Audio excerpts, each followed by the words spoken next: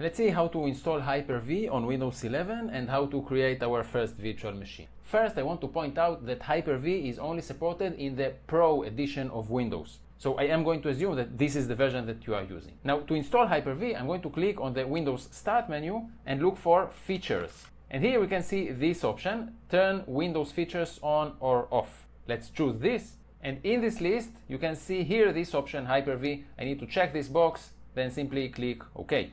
And all of the needed features are now being installed. It will only take a minute or two.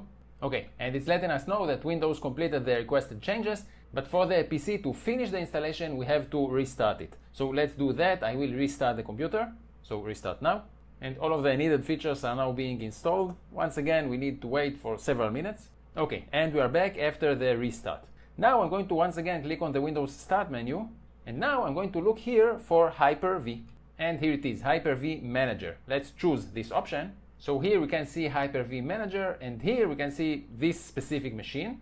This will be the host for our virtual machines. And now I'm going to click on Quick Create. And as you can see, there are a few built-in options which are, to be honest, quite heavily geared toward developers. So you have here Windows 11, you have a few long-term support Ubuntu versions, and you also have Windows 11. This is what I'm going to choose. Then we simply need to create virtual machine. And now the Windows 11 virtual machine image is being downloaded. This is a big, heavy download. It will take at least several minutes. We need to wait it out.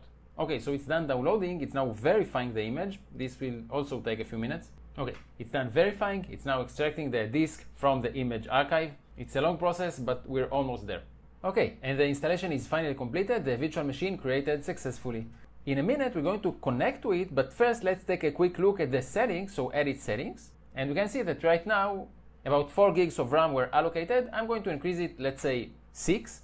And we can also change the amount of processors we allocate. So by default, only 1 is allocated. I'm going to change it to 2. So this is fine. Let's click on OK and connect. And now we need to click on Start to start the virtual machine.